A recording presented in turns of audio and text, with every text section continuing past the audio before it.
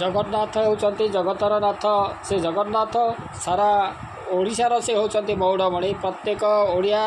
से जगन्नाथ को निजर आराध्य देवता भाव में ग्रहण करती एवं ये श्री जगन्नाथ केवल ओडिशा रे सीमित नुहंती से होउचंती विश्व देवता सारा विश्व रे से पूजा पाउचंती आमर भारत तथा भारत बाहर मध्य अनेक स्थान में जगन्नाथ मंदिर रही सेठारे जगन्नाथ पूजित होती तेबे श्री जगन्नाथ संपर्कित तांकरी जो लीलाखेला से आहे नील शैल एभली एक अभिनय कराकि से जो आहे नील शैल में आमर जगन्नाथंकर जो लीलाखेला किभली भाव में प्रदर्शित होती से संपर्क में आम जाना मंच में प्रदर्शित होता कालियार जो लीला जगन्नाथ महाप्रभुंकर जो लीला ता मंच में प्रदर्शित होता सारा दुनियार जो रक्षक को भक्त केमिति भाव में रक्षा करिछि ताकू देखुथिले दर्शक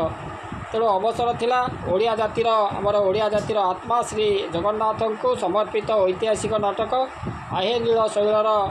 30तम शो प्रदर्शन समारोह रवींद्र मंडप पर मंचस्थ ये जो नाटकर जो द्वितीय दिन में उछुड़ी संपूर्ण प्रेक्षालय एवं अतिथि भाव में ओडिया भाषा साहित्य एवं संस्कृति मंत्री सूर्यवंशी सूरज से जोग देइथिले एवं ये जो संवाद एवं कनक न्यूज़र जो संपादक जे कि तनया पट्टनायक से दर्शक को स्वागत करुवा बेले वार्ता संपादक भवानी शंकर त्रिपाठी से उद्घाटनी समारोह में से उपस्थित थिले एवं मंच में नाटकर निर्देशक लाला बीरेन राय से मध्य उपस्थित थिले पूर्व परी ये जो निर्धारित समय पूर्व प्रेक्षालयर समस्त सीट भरी जाइथिला एवं मंच में ये जो महाप्रभुंकर लीला श्री जगन्नाथंकर लीला खेला को स्वचक्षुरे देखि दर्शक माने से भाव विहल हो उठिते अष्टादश शताब्दी आमर ओडिशार अष्टादश शताब्दी आमर ओडिशा इतिहासर जो अनन्य अध्याय को आधार करी ये जो चॉकलेट प्रोडक्शन पक्षर मंचस्थ होता ये जो नाटक मोगल शासनाधीन ओडिशा रे जो हिंदू विदेशी नायक नजीब जो तकी खा विष दृष्टि किभली भाव में महाप्रभुंकर रक्षा लगी मान रक्षा लगी तत्कालीन गजपति जे कि रामचंद्र देव से बहु कष्ट सही जो मोगल शासनाधीन ओडिशा रे जो हिंदू विदेशी नायब नजीबर जो तकी खा विष दृष्टि किभली भाव में महाप्रभुंकर मान रक्षा लगी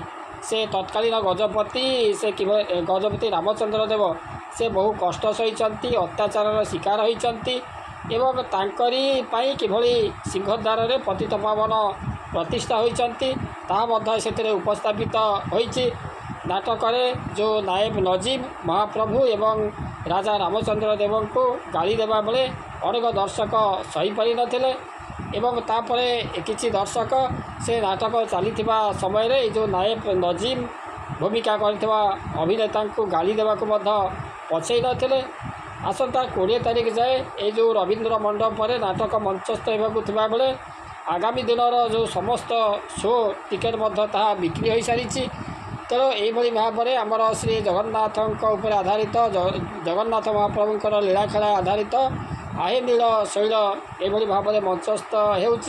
दर्शक माने बहुत आग्रहर सहित या देखुंट।